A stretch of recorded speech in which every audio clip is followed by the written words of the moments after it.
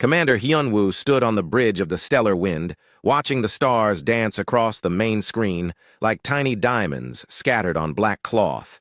His ship moved through the Kepler Nebula on what should have been a simple survey mission. But space never liked to keep things simple. The nebula stretched for light years in every direction, painting everything in soft purple and blue light that made even the most boring patrol duty feel magical. His crew of 12 Zephyrians had been mapping this region for 3 months now. They were looking for new planets that might hold useful minerals or maybe even life. The Zephyrian Republic always needed more resources and more knowledge about what lay beyond their borders. Hyunwoo had done dozens of these missions before, and they usually ended with nothing more exciting than a few new asteroids to add to the star charts. "Commander, we are picking up something strange," said Mira, from her position at the communications station. She was an Andromedian, which meant she had pale blue skin and eyes that could see patterns in data that most other species would miss. The Republic had hired her because she was the best at making sense of signals that came from deep space. Hyunwoo walked over to look at her screen. Numbers and wave patterns scrolled past faster than he could follow, but Mira's fingers danced over the controls like she was playing music. "What kind of strange?" he asked. "It is a signal, but not like anything in our databases," Mira said without looking up. "The frequency is very old, and it has been broadcasting for a very long time, maybe thousands of years." The bridge went quiet except for the soft hum of the ship's engines. Signals that old were usually just random noise from dying stars or broken equipment floating in space. But something about the way Mira spoke made Hyunwoo think this was different. "Can you tell where it is coming from?" he asked. Mira worked for several minutes before she pointed at the main screen. "There," she said. "About 2 light hours away in that empty region." Hyunwoo looked at the area she indicated. His sensors showed nothing but empty space with a few gas clouds and some cosmic dust. Nothing that should be sending out signals of any kind. "Are you sure?" "Very sure," Mira said. "The signal is strong and it never stops. It just keeps sending the same pattern over and over, like it is waiting for someone to listen." The commander thought about this for a moment. They were supposed to be mapping minerals, not chasing mysterious signals. But his orders also said to investigate anything unusual they might find, and this definitely counted as unusual. "Set course for the signal source," he told his pilot. The stellar wind changed direction and began moving toward the empty region of space. As they got closer, Hyunwoo could see that Mira was right about the signal being strong. Even he could hear it now as a soft beeping sound that came through the ship's speakers. It had a rhythm to it like someone tapping out a code. "Commander, I am starting to pick up something else," said Tae-sung from the sensor station. He was young for a ship's officer, but he had good eyes for finding things that others missed. "There is a structure out there. Very faint, but definitely artificial." Hyunwoo felt his heart beat faster. Finding ancient ruins was every explorer's dream, but it was also dangerous. Old alien technology could be unpredictable and sometimes hostile. "What kind of structure?" "Large. Maybe 20 kilometers long and cylindrical. It appears to be dormant except for the signal," Tae-sung said. "The metal is very old and worn but still intact." As they got closer, the main screen began to show the outline of something massive floating in the void. It looked like a giant metal tube covered in what might have been sensor dishes and communication arrays. Most of it was dark, but small lights blinked along its length in the same rhythm as the signal they had been hearing. "It is beautiful," whispered Ji-hoon, the ship's engineer. "Look at those curves and the way the metal flows. I have never seen architecture like that," Hyunwoo had to agree. The structure had an elegant design that was both alien and somehow familiar. It reminded him of the way water flowed or the way tree branches grew toward the sun. Whoever built it understood both function and beauty. "Mira, what can you tell me about the signal now that we are closer?" he asked. The Andromedian bent over her instruments with intense focus. "It is incredibly complex," she said.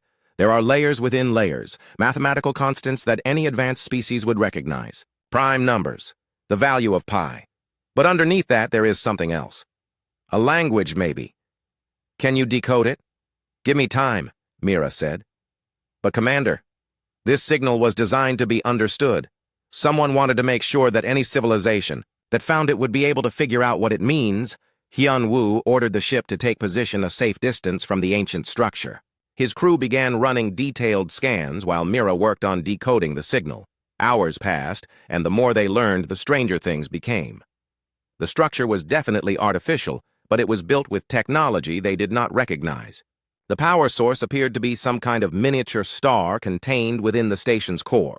The signal was being broadcast by arrays that should have burned out centuries ago, but somehow kept working perfectly. Commander, I am finding references to something called Earth in the decoded portions, Mira announced, and mentions of a species that called themselves humans. Humans, Hyun-woo repeated. The word felt strange in his mouth. Never heard of them. Neither have I, but the signal talks about them like they were the ones who built this station, Mira said. There are also references to Sol and Terra and something called Gaia. Before Hyun-woo could respond, his pilot called out from the navigation station. Commander, we have company. 3 ships approaching from different directions. The main screen shifted to show 3 distinct vessels moving toward their position. Hyun-woo recognized them immediately and felt his stomach tighten. One was a sleek gray warship that belonged to the hegemony. Another was the bulky commercial design favored by the trade worlds. The third was another Zephyrian science vessel. It seems we are not the only ones who heard the signal, he said. The hegemony ship was the first to make contact. Admiral Somin's face appeared on the communication screen, and she looked as stern as always. Her species had evolved from predators, and it showed in her sharp teeth and golden eyes that missed nothing. Commander Hyun-woo, she said, I am claiming this structure in the name of the hegemony for military research. Before Hyun-woo could respond, another face appeared on a split screen. Captain Dong-hyun of the trade worlds looked much more friendly, but Hyun-woo knew that meant nothing. Trade worlds captains could smile while they picked your pocket, Admiral, with respect. This appears to be an archaeological site which makes it open to commercial salvage under galactic law, Dong-hyun said. My people are prepared to offer fair compensation for any technology recovered. The third ship captain appeared on screen, completing what was becoming a very crowded conversation. Captain Yoon Seo of the Zephyrian vessel, Dawn's Light, looked tired. Like she had been traveling for days to get here. All of you need to slow down, Yoon Seo said. This site should be studied by scientists before anyone starts making claims or taking things apart. Hyun-woo realized that whatever they had found was about to become the center of a 3-way diplomatic incident. The signal that had seemed like a simple mystery an hour ago was now drawing the attention of the galaxy's major powers. Perhaps we should work together, he suggested. The signal appears to contain a great deal of information, and it might take all of our resources to understand it properly. So-min's expression showed what she thought of that idea. Zephyrians always want to talk when they should act. This technology could provide significant military advantages, and significant profits, added Dong-hyun cheerfully. But the captain has a point. We might learn more by combining our efforts as... The 3 ships moved into a loose formation around the ancient station. The signal continued its endless broadcast. Mira worked frantically to decode more of its contents, while Tae-sung monitored the other ships for any signs of aggressive behavior. Commander, Mira called out suddenly. I think I know what this is. The signal is not just a message, it is a key. A key to what? To something much larger, she said. The mathematical patterns suggest this is just one station in a network. There are others scattered across the galaxy. Hyun-woo stared at the ancient structure on his screen and wondered what kind of civilization could build a network of stations that lasted for thousands of years. Who were these humans? And why had they gone to such trouble to leave messages for species they would never meet? The signal continued its patient broadcast, carrying secrets from a dead world to anyone willing to listen. And now 4 ships full of very different aliens were all trying to figure out what those secrets might be worth. The 4 ships hung in space around the ancient station like hunters circling prey. Each captain wanted something different from the mysterious structure, but none of them wanted to be the first to make a wrong move. Tensions crackled across the communication channels as Admiral So-min demanded military priority, while Captain Dong-hyun calculated potential profits, and the 2 Zephyrian science vessels tried to keep everyone focused on learning rather than fighting. Hyun-woo watched his sensors carefully as the other ships moved into what military types called a defensive formation. Nobody was pointing weapons yet, but he could see that the hegemony warship had powered up its shields. The trade world's vessel looked peaceful enough, but those commercial ships often carried more firepower than they appeared to have. Any progress? On the signal, he asked Mira, who had been bent over her translation equipment for hours. Yes, and it is making less sense the more I decode, she replied. The beings who built this called themselves humans, and they seem to have been obsessed with sending messages to the future. But, Commander, there are references here to concepts I do not understand. Something called hope, and another thing called sacrifice. Before Hyun-woo could ask what those words meant, his communication system activated. Admiral So-min had called a meeting between all 4 ships, and her tone suggested it was not really a request. Captains, we need to establish some ground rules before this situation gets out of hand, So-min said when all 4 faces appeared on the shared screen. I propose we divide the station into sections, and each group takes responsibility for studying one area. Captain Dong-hyun leaned back in his chair and smiled. That seems reasonable. My people are particularly good at finding valuable components and understanding how ancient technology might be adapted for modern use, which means you want to strip mine the place for anything you can sell, said Captain Yoon Seo dryly. This station has been broadcasting for thousands of years. We should try to understand what it is trying to tell us before we start taking it apart. Hyun-woo found himself agreeing with his fellow Zephyrian. The signal appears to contain vast amounts of information. We might learn more by working together than by dividing things up. So-min's golden eyes flashed with impatience. While you academics debate, the station could be sending our location to enemies unknown. For all we know, this signal is some kind of beacon calling hostile forces to this region. The conversation might have turned into an argument, but Mira suddenly called out from her station. Commander, the signal is changing. All 4 captains turned, their attention to their respective communication officers, as the steady pulse that had been broadcasting for millennia began to shift and evolve. New patterns emerged within the transmission, and the rhythm became more complex. It appears to be responding to our presence, reported Yoon Seo's science officer. The station's sensors have detected our ships, and it is modifying its broadcast accordingly.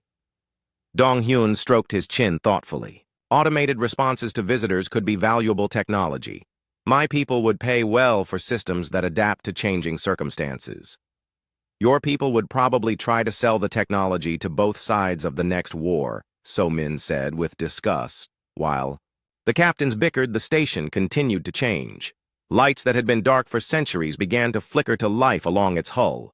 Sections that had appeared to be simple metal plating revealed themselves to be sophisticated displays showing star charts and mathematical equations. Look at those star positions, breathed Tae-sung from his sensor station. Those charts show the galaxy as it was thousands of years ago. Stars that have moved or died since then. Hyun-woo realized that they were looking at history made visible. The humans who built this station had mapped the galaxy during an era when his own species was probably still learning to make fire. The scope of what they had found began to sink in, Admiral So-min. This is bigger than any of our individual interests, he said. We are looking at the legacy of an entire civilization. For once, the fierce hegemony commander seemed uncertain. A civilization that has been extinct for thousands of years, which raises the question of what happened to them and whether the same threat might still exist. It was a sobering thought. Species did not usually just disappear without leaving more traces than a single relay station. Something had destroyed the humans, and that something might still be out there in the dark between the stars. I suggest we pool our resources and investigate the station together, Yoon Seo said. My ship has the best archaeological equipment, while the Stellar Wind has excellent communication analysis capabilities, and my vessel has commercial-grade salvage equipment that could help us access areas that might be sealed, added Dong-hyunol. Eyes turned to So-min, who clearly disliked the idea of sharing anything with potential rivals. But she was also practical enough to recognize when cooperation might serve her interests better than conflict. Very well, she said finally. But I want it understood that the hegemony reserves the right to classify any military applications we might discover, and the trade worlds reserves the right to negotiate licensing agreements for any commercial applications. Dong-hyun added. Quickly, Hyun-woo sighed but nodded. It was not ideal, but it was better than fighting over the station while its secrets remained hidden. Agreed. Mira, what is the current status of the signal? Much more complex than before, she replied. The station appears to be running some kind of test or verification protocol, as if it wants to make sure we are worthy of receiving whatever message it contains. The four ships moved closer to the ancient structure and began coordinating their efforts. Dong Hyun's people were the first to actually board the station using sophisticated cutting tools to open an airlock that had been sealed for millennia. They found corridors and chambers designed for beings roughly the same size as most galactic species, but with subtle differences in proportions and layout. The humans appear to have been slightly shorter than average, but they had longer limbs, reported Ji-Wan, the hegemony archaeologist who had joined the initial exploration team. Their technology shows influences from multiple design philosophies, as if they incorporated ideas from many different sources. Hyun-woo found that detail interesting. Most species develop their own distinctive technological style based on their biology and culture. The humans seem to have been more flexible in their approach. As the exploration continued, more systems came online throughout the station. The artificial star at its core began to pulse with renewed energy, and sections that had been dormant for centuries started to show signs of activity. It was as if the station had been waiting for visitors and was now preparing to fulfill its original purpose. Commander, I am detecting massive data storage systems throughout the structure, reported Won Bin, who had joined the boarding team.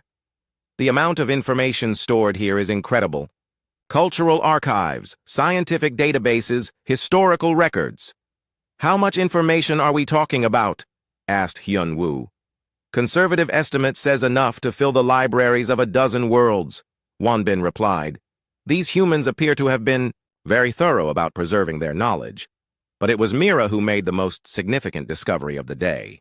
Deep in the station's central computer core, she found something that made her call for all four captains to meet again. The signal is not just a message or even a cultural archive, she announced when they were all connected. It is a test.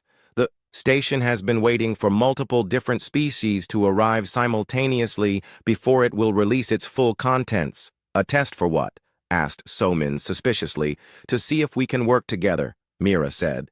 The humans who built this believed that cooperation between different species was essential for survival in the galaxy. The station will only unlock its deepest secrets if we prove we can overcome our differences. Dong-hyun laughed, but there was little humor in it. So they built a station that forces us to cooperate whether we want to or not. These humans were either very wise or very manipulative. Maybe both, said Yoon-seo quietly. The question is whether we are willing to pass their test. As if responding to their conversation, the station's signal changed again. This time it began transmitting images along with the mathematical data. Pictures of a blue world with white clouds and vast oceans appeared on every screen. Cities that gleamed in golden sunlight, and strange creatures that walked on two legs with pale skin and hair in many colors. Earth, whispered Mira, as she recognized symbols from her earlier translations. This is their homeworld, the images showed. The humans in their natural habitat building great works of art and science. They appeared to be social creatures who lived in large groups and worked together on projects that spanned generations. But there was something sad about the pictures, as if they were memories of something lost forever. What happened to them? Asked Hyun-woo, but no one had an answer. The station continued its broadcast showing the four ships what the humans had been, like in life. But it also began to hint at darker knowledge buried deeper in its memory banks. References to a great threat that had forced the humans to abandon their homeworld and scatter across the galaxy. Whatever destroyed them, it was not war or disease, said Ji-Won after studying the cultural data. They had time to prepare and plan. The journey to the coordinates given by the human station took the four ships 3 days through hyperspace. During that time, the crews worked together in ways that surprised everyone, especially Admiral So-min, who had never trusted anyone outside the hegemony before. But the mystery of the vanished humans seemed to break down the usual barriers between their species. Mira spent most of the journey working with Ji-Won, the hegemony archaeologist, to decode more of the human archive. Despite their different backgrounds, they found themselves thinking alike when it came to unraveling the puzzle of human culture. The extinct species had left behind detailed records of their history, but they were written in ways that suggested the authors knew their time was running out. "Look at this passage," Ji-won said, pointing to symbols on her screen. "They talk about preparing for the end, but not with fear or despair. There is something else in their words, determination," said Mira after reading the translation. "They knew they were going to die, but they were determined to make sure something of themselves survived." Hyun-woo found the human attitude both admirable and puzzling. Most species, when faced with extinction, either fought desperately to survive or gave up in despair. The humans seem to have chosen a third path that involved accepting their fate while working to influence the future. The coordinates led them to a region of space that was officially empty according to all-star charts. But as they dropped out of hyperspace, the four ships found themselves facing something that defied explanation. Floating in the void was an artificial asteroid field arranged in perfect geometric patterns around a massive derelict vessel. "By the void, that thing is huge!" breathed Captain Dong-hyun as his sensors tried to measure the ship. "It must be 50 kilometers long and 20 wide." The vessel had clearly once been magnificent with graceful curves and flowing lines that made it look more grown than built. But now it was dark and silent with great tears in its hull that spoke of some terrible battle or disaster. Around it, the artificial asteroids formed protective rings, like a cemetery for giants. "The asteroids are not natural," reported Tae-sung from his sensor station. "They appear to be constructed from the remains of other ships. Human ships based on the material composition. Admiral Somin's warship took point as the small fleet approached the derelict. Her people were trained to expect danger, and they were not disappointed. The massive vessel might have been dead for centuries, but it still radiated an aura of hidden power that made even veteran spacers nervous. "I am detecting power signatures deep inside the structure," announced Wonbin, who had transferred to the stellar wind to work with the science team. "Whatever happened here, some systems are still functioning." As they drew closer, details became visible on the hull of the great ship.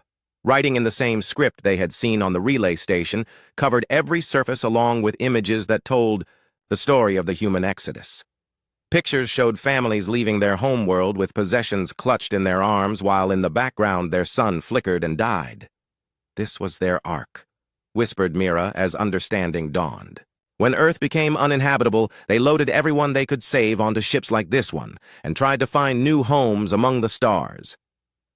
The tragedy of it struck them all silent, an entire civilization reduced to refugees fleeing the death of their world with nothing but hope and determination to sustain them. But something had gone wrong during their journey, and now their great ship drifted empty in the void. There," pointed Ji-won at a section of the hull that appeared less damaged than the rest. "That looks like a docking bay. Captain Yoon Seo's ship had the best archaeological equipment, so she took the lead in approaching the derelict. Her people were experts at entering ancient structures safely, and they quickly located an airlock that still functioned despite its age. The interior of the human ship was a marvel of engineering and artistry combined. Corridors wide enough for crowds to move through were decorated with murals showing scenes from Earth. Gardens that had once bloomed with alien flowers were now withered but still beautiful in their decay. "The scale of this place is incredible," reported Yoon-ji, who was leading Somin's exploration team. "They built this ship to carry millions of people and everything they would need to start over on a new world." As the teams spread out through the vessel, they began to find evidence of what had happened to its passengers. Not bodies which would have decayed long ago, but personal belongings and recordings left behind by people who knew they would not survive to see their destination. In what had once been the ship's central plaza, Wonbin discovered something that made him call for all 4 captains to join him immediately. Rising from the floor was a massive computer terminal that hummed with quiet power. When the captains arrived, it activated automatically, displaying the face of a human woman with kind eyes and graying hair. "If you are seeing this message, then our great work has succeeded," the woman said in perfectly clear galactic standard. I am Captain Hae-young of the Generation Ship Resilience, and I welcome you to humanity's final refuge." The recorded figure gestured to the space around her, which showed the ship as it had been in life. Filled with people and plants and the sound of children playing in corridors that now echoed with emptiness, we came here when our sun died, not from natural causes, but because of something that feeds on stellar energy, Ha Young continued. We call it the Devourer, and it has destroyed worlds beyond counting. We tried to fight it, but our weapons were useless against something that could drain the power from stars themselves. The captains exchanged worried glances. Something that could. Kill suns was a threat beyond anything they had imagined, but humanity did not die in vain, the recording said with fierce pride. We spent our final centuries studying the Devourer and learning how to fight it. More importantly, we learned that no single species could stand against such a threat. It would take unity between many different peoples working together with shared purpose. Admiral Somin leaned forward intently. What kind of unity? As if responding to her question, the recording shifted to show technical diagrams and battle plans. The Devourer is not truly alive in any sense we understand, Ha Young explained. It is a force of entropy that seeks to return all energy to a cold, static state. But it has weaknesses that can be exploited if multiple species combine their unique strengths. The diagrams showed how different types of technology could be linked together to create weapons that worked by harmony rather than raw power. Zephyrian science combined with hegemony military discipline and trade worlds engineering innovation, guided by human strategic thinking. We have left detailed plans hidden throughout the galaxy in relay stations that will activate when the time is right. The recording continued. When enough species have evolved to work together against the common threat, Mira felt a chill run down her spine. The relay stations are not just monuments to human culture. They are an early warning system. The recording nodded as if it had heard her. The Devourer moves slowly between galaxies, but it always returns to feed on civilizations that have grown strong enough to be worth consuming. We estimate it will return to this galaxy within the next few decades. Captain Dong Hyun had gone pale despite his usually cheerful demeanor. A few decades to prepare for something that eats stars. That is not much time. It is enough if you use it wisely, Ha Young said with quiet confidence. Humanity may be gone, but our legacy lives on in the knowledge we preserved, and the example we set. We chose cooperation over conflict and sacrifice over selfishness. If you can do the same, the galaxy has a chance. The recording began to fade, but not before providing access codes to the ship's vast databanks. Centuries of human research into the Devourer and detailed plans for weapons that could wound something that fed on cosmic forces. As the four captains explored deeper into the human archive, they began to understand the scope of what they were being asked to do. Unite dozens of different species, many of whom had been enemies for generations. Convince them to share their most advanced technology and work together on projects that might take years to complete. It seems impossible, said Yunseo quietly, as they gathered in the ship's empty command center. Most worthwhile things do, replied Somin with surprising gentleness. But these humans managed to turn their extinction into a weapon against their enemies. If they could do that, perhaps we can find a way to unite the galaxy. Around them, the great ship continued its silent voyage through the void, carrying the hopes and dreams of a dead civilization. But those hopes were no longer just memories. They had become a plan of action and a call to arms that would either save the galaxy or doom it to the same fate that had befallen Earth. The relay stations, said Mira suddenly. If the Devourer is coming, they will all activate soon. Every species in the galaxy will receive the same message we just heard, Hyunwoo nodded grimly. Then we had better get back and start preparing. Humanity gave us the tools to fight, but it will be up to us to use them. As the four ships prepared to leave the human derelict, they carried with them more than just knowledge. They carried the responsibility of an entire galaxy and the weight of a promise made by a dying species that believed in the power of unity over division. The humans were gone, but their greatest achievement was just beginning. The return journey from the human derelict felt different from their earlier travels. The four ships that had started as rivals now moved through space like parts of a single organism, each supporting the others in ways that would have seemed impossible just days before. Admiral Somin found herself actually enjoying conversations with the Zephyrian scientists, while Captain Dong Hyun had stopped calculating profits and started thinking about survival, But their unity was about to be tested in ways none of them expected. The first sign of trouble came when they were still 2 days out from the relay station. Mira, who had been monitoring galactic communication channels, suddenly went rigid at her console. "Commander, the relay network is activating," she announced with barely controlled excitement. "I am picking up transmissions from at least 30 different systems. The human warning is being broadcast across the entire galaxy." Hyun-woo felt his stomach tighten. They had hoped for more time to prepare and plan before the ancient warning system triggered. "What kind of responses are we seeing?" Mixed, Mira replied grimly. "Some species are treating it as an archaeological curiosity. Others think it is some kind of elaborate hoax, but a few are taking it very seriously and mobilizing their fleets." Admiral So-min's face appeared on the communication screen, looking more concerned than Hyun-woo had ever seen her. "My people are reporting unusual readings from our deep space monitoring stations. Something large is moving in the void between galaxies." "How large?" asked Captain Yoon Seo, though her expression suggested she was afraid to hear the answer. "Large enough to have its own gravitational signature," So-min replied, "and it appears to be heading this way." The implications of that statement hung heavy in the space between the ships.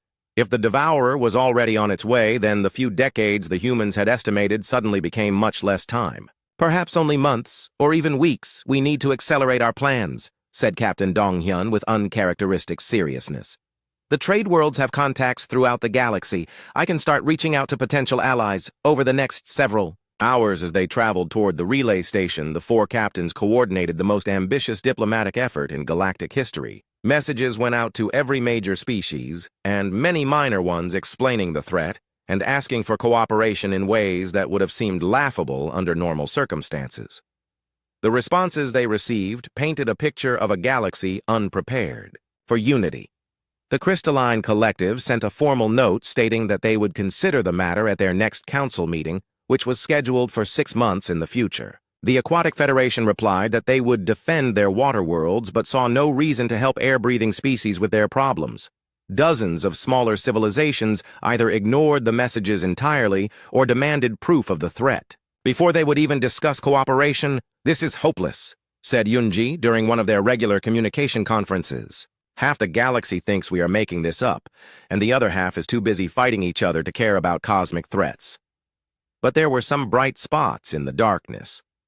The scientific communities of several species responded with interest and offers to share research. A few military commanders who had studied ancient history remembered legends of something called the Star Killer and began mobilizing their forces. Most importantly, the relay stations themselves were serving as proof that the human warnings were real. "Look at this data," said Wanbin, who had been analyzing the information flowing from relay stations across the galaxy. "The humans did not just leave us weapon specifications. They left detailed intelligence about every major species in the galaxy, including strengths and weaknesses that could help us work together." The human archive was revealing itself to be even more comprehensive than they had first realized. Not only had the extinct species studied the Devourer, but they had also studied every civilization they expected might eventually receive their warning. They knew which species were natural warriors and which were better suited for support roles. They knew which technologies could be combined effectively and which cultural differences might cause problems. "It is like they were writing a manual for galactic cooperation," mused Mira as she worked through another section of translated human text. They even included suggested negotiation strategies for bringing together species that have been enemies for generations. As they finally reached the relay station, they found it surrounded by ships from across the galaxy.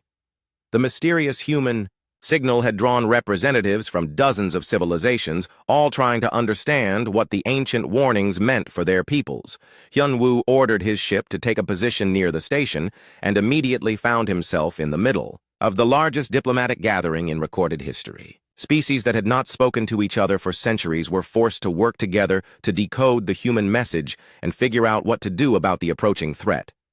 "This is Commander Hyun-woo of the Zephyrian Republic," he announced on the general communication channel. "For those just arriving, we have additional information about the threat described in the human transmission." What followed was the most important briefing of his career as he explained what they had found aboard the human derelict and what it meant for every living being in the galaxy. The response was immediate and chaotic, with dozens of species all talking at once in languages that translation systems struggled to handle. But gradually order emerged from the chaos as the reality of the situation sank in. The humans had been right about the need for cooperation, because the Devourer was not something any single species could fight alone. The weapon specifications require technology from at least 6 different civilizations, announced Sung Ho A, Trade World's engineer who had been studying the human plans. Zephyrian sensor technology, hegemony armor plating, crystalline energy focusing systems, aquatic cooling solutions, and others. And the tactics require coordinating fleets that have never worked together before, added Minji, a hegemony tactical officer. The humans designed a strategy that plays to everyone's strengths while covering their weaknesses. As discussions continued, representatives began to realize that the humans had done more than just warn them about the Devourer. They had provided a blueprint for the kind of galactic civilization that could survive any threat. They were not just trying to save us from one enemy, said Jiwan with growing understanding. They were trying to teach us how to save ourselves from all enemies by learning to work together. The debate that followed lasted for hours, with some species arguing for immediate unity while others demanded guarantees and assurances before they would commit to anything. But the approaching gravitational disturbance that Admiral Somin's people had detected was growing stronger, and that gave urgency to even the most reluctant participants. We estimate the Devourer will reach the outer edge of our galaxy in approximately 8 months, announced a crystalline representative whose body gleamed like living diamond. If the human calculations are correct, we will need coordinated defenses in place before then. 8 months to unite dozens of species that had spent millennia fighting each other. 8 months to build weapons that had never been tested against. An enemy that destroyed civilizations for food. It cannot be done, said Captain Kang Min of the hegemony fleet that had arrived to reinforce So Min. The logistics alone would take years to coordinate, but Hyunwoo found himself thinking about the humans who had faced their own extinction and chosen to spend their final years preparing for a battle they would never see. The humans did not think it was impossible, he said. They believed in us enough to leave us everything we would need. The humans are dead, Kang Min pointed out harshly. Their optimism died with them. No, said Mira firmly from her position at the communication station. Their optimism is what we are sitting in the middle of right now. Look around you. Hyunwoo did look around and saw something that would have been unthinkable just days before. Ships from across the galaxy working together to solve a common problem. Species that had been enemies sharing information and resources. The beginning of something that might actually deserve to be called galactic civilization. The humans left us more than just weapons and warnings, he said. They left us an example of what we could become if we chose cooperation over conflict. If responding to his words, the relay station activated new systems that had remained dormant since its construction. Images flowed across every screen showing not the death of Earth, but its life. Humans working together to build wonders that spanned continents. Different cultures sharing knowledge and art. A species that had turned diversity into strength and competition into collaboration.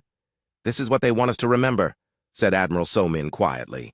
Not how they died, but how they lived.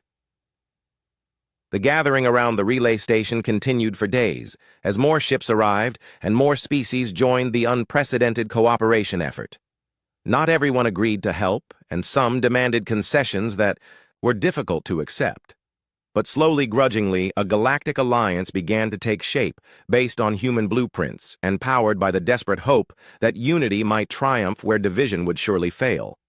The Devourer was coming, but for the first time in galactic history, an entire galaxy was preparing to fight back as one people with one purpose. 8 months later, the galaxy had changed in ways that no one could have imagined.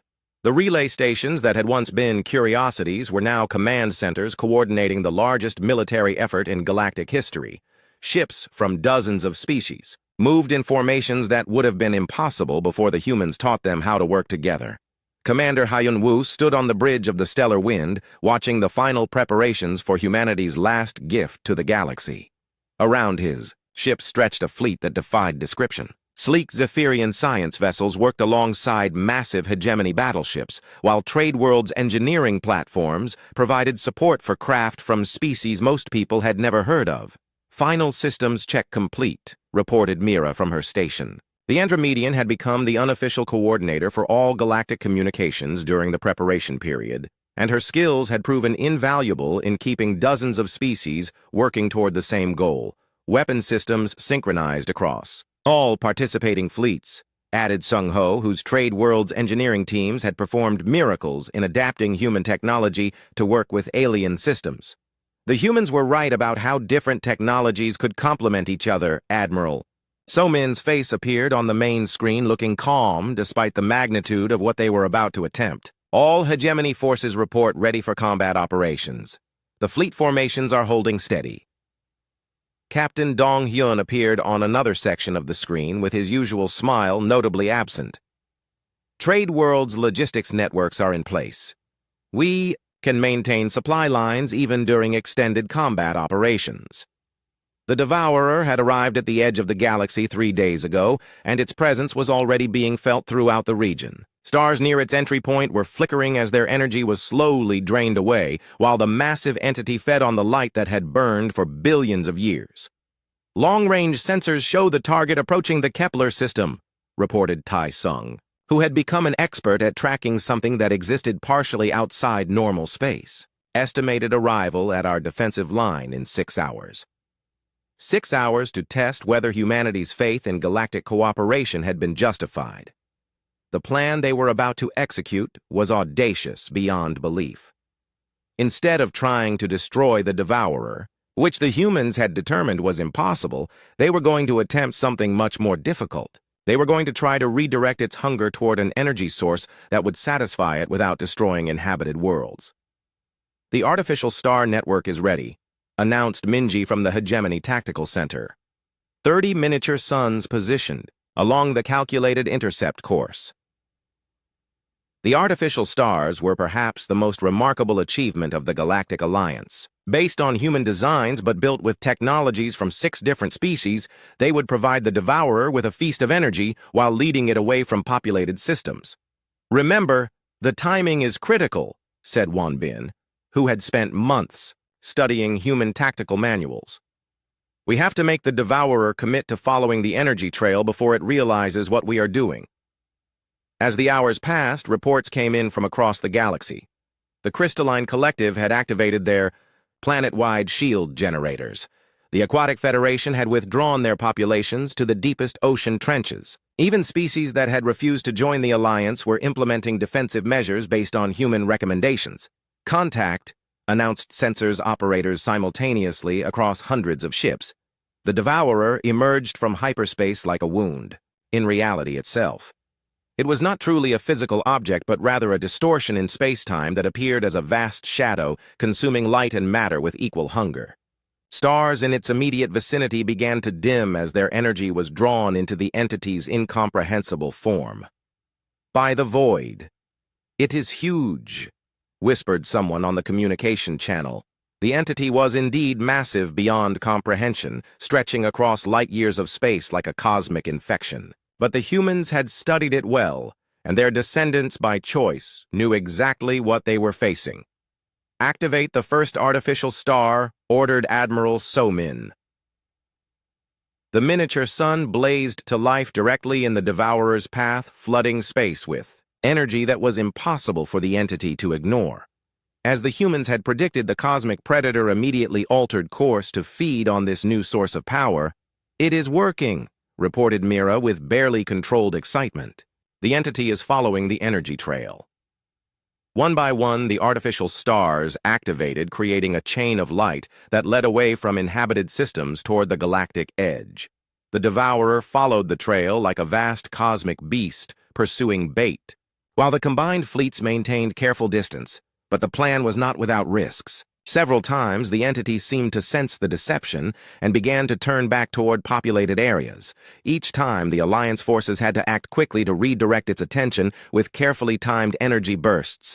"Activate Emergency Beacon 7, called out Hyun Woo as the Devourer showed signs of losing interest in the artificial star trail. Another miniature sun flared to life, this one positioned to draw the entity further from the core worlds. The strategy was working, but it required perfect coordination between species that had never worked together before. "Final artificial star coming online in 30 seconds, announced Seung-ho. "This is our last chance to guide it beyond the galactic boundary." The last artificial star was the largest and brightest of them all, designed to provide enough energy to satisfy the Devourer's hunger for decades. If the entity fed on this final star, it would hopefully remain dormant long enough for the galaxy to prepare even better defenses. "Detonation in 5 seconds, called out the countdown. The final star exploded into existence with a brilliance that briefly outshone the galactic core. The Devourer rushed toward this ultimate feast, consuming the artificial star's energy with obvious satisfaction. "Long-range sensors confirm the entity is moving beyond the galactic boundary," reported tactical officers across the fleet. "We did it." The celebration that followed was unlike anything in galactic history. Ships from dozens of species celebrated together, while their crews shared the joy of victory over an enemy that had seemed invincible. But it was Mira who reminded them of what this victory really meant. "The humans knew we could do this," she said, over the fleet-wide communication channel. "They believed in us before we even knew we existed." As the immediate danger passed, attention turned to the future. The alliance that had formed to fight the Devourer was too valuable to disband and too effective to waste on old conflicts. "I propose we make this cooperation permanent," said Admiral So-min, surprising everyone who knew her. "The galaxy needs unity, not just for defense, but for exploration and discovery." Captain Dong-hyun nodded enthusiastically. "The trade worlds would benefit greatly from permanent alliance structures. Think of what we could accomplish with this level of coordination over." The following months, the temporary alliance evolved into something unprecedented in galactic history. The Human Legacy Council, as it came to be known, established permanent institutions for cooperation between species while maintaining respect for individual cultures and autonomy. The relay stations were converted into research centers and libraries, where beings from across the galaxy could study human culture and learn from their example. The phrase, "Remember Earth," became a rallying cry for unity and cooperation, while humanity's story spread as inspiration to species facing their own challenges. "They gave us more than weapons and warnings," said Hyun-woo during the dedication ceremony for the first human memorial station. "They gave us hope that different peoples could work together for common goals." Years passed, and the galaxy continued to change in ways that honored humanity's legacy. Trade between species flourished as old barriers fell away. Scientific discoveries accelerated as different civilizations shared knowledge freely. Even conflicts that did arise were resolved through negotiation rather than warfare. The Devourer remained beyond the galactic boundary, feeding on the energy humanity had provided for it. Long-range sensors suggested it would remain dormant for decades, giving the galaxy time to prepare even better defenses, or perhaps find ways to coexist with cosmic forces beyond current understanding. But perhaps the greatest testament to humanity's legacy was the way their story continued to inspire new generations. Children from dozens of species learned about the extinct race that had chosen hope over despair and cooperation over conflict. They learned that sometimes the greatest victory came not from defeating enemies, but from turning them into allies.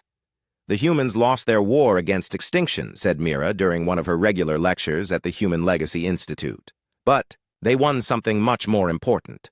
They proved that even in death a species could live on through the values they chose to embrace and share." Standing in the Great Hall of the Institute, surrounded by beings from across the galaxy, Hyun-woo reflected on how much had changed since they first heard that mysterious signal. The humans were still gone, and Earth remained nothing but cosmic dust.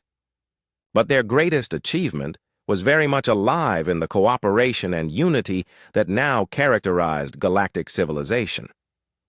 The signal that had started it all still broadcasted from the original relay station, though its message had evolved to include updates about the alliance it had helped create.